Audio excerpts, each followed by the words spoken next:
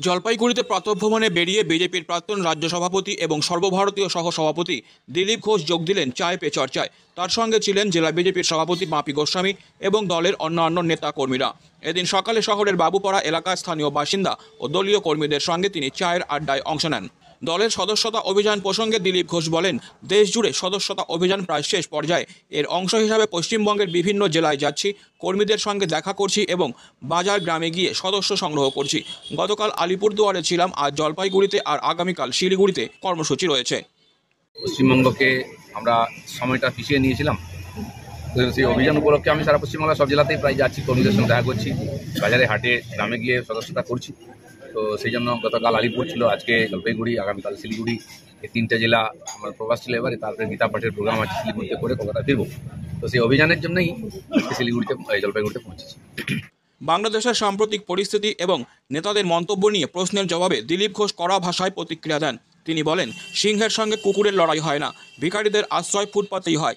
ওই দেশে তো সামরিক বিভাগই নেই, চুরি করে খায়। নেতারা শুধু মিডিয়ায় থাকার জন্য বড় বড় কথা বলেন।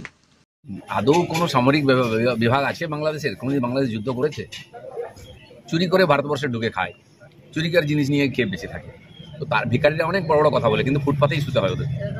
বাংলাদেশের অবস্থা খুবই খারাপ। আজ যদি আমরা বলি যে বন্ধ করে দেবো, জলটাও বন্ধ করে দেবো, বাংলাদেশ বাঁচবে কি? তো এইসব লোকের কিছু মাথা খারাপ লোক আছে, তারা ওখানে খালি মিডিয়ায় থাকার জন্য নেতা হয়ে যাচ্ছে। আজ কোনো সরকারই নেই ওখানে, এমন একটা দেশ। প্রধানমন্ত্রীর বাড়িকে লুট করে নেয়, পার্লামেন্ট ভবনকে লুট করে নেয় যে দেশের লোক। কি দেখুন সিরিয়াতে কি হচ্ছে, একই ঘটনা। এরা এত অযোগ্য অকম্মা, না নিজের পেট চালাতে পারে না দেশ চালাতে পারে।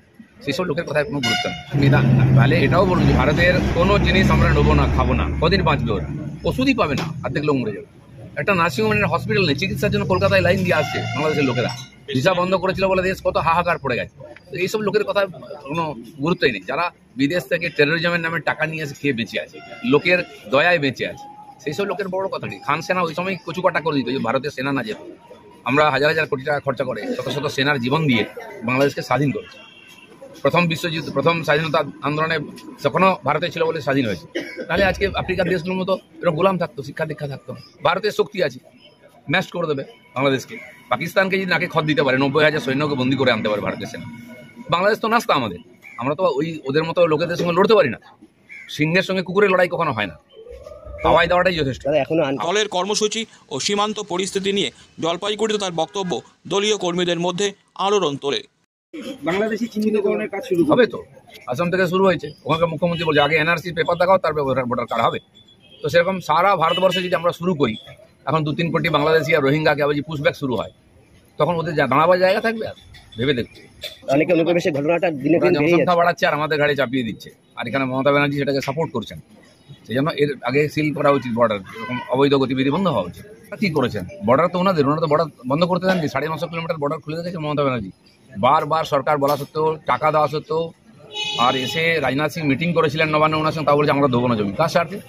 সারা ভারতবর্ষ চারিদিকে সুরক্ষিত, পাকিস্তান একটা লোক ঢুকতে পারে না। কাশ্মীরকে বন্ধ করেছি আমরা। কেন বাংলাদেশ থেকে অবৈধ অনুপ্রবেশ হচ্ছে এখানে? কেন রোহিঙ্গাদের ঢোকানো হচ্ছে? সেটা বোঝা গেছে। মালবাজার পুরসভা 15 জন আফগানিস্তানিকে সার্টিফিকেট দিয়েছে, বার্থ সার্টিফিকেট থেকে ডেথ সার্টিফিকেট। কারা করছে? ওরা, ওর লোকেরা হাজার হাজার কোটি কোটি টাকা ইনকাম করছে এখানে এই অবৈধ অনুপ্রবেশে ঢুকিয়ে, আর ভারতের সুরক্ষাকে আর বিপদের মুখে ফেলে দিয়েছে।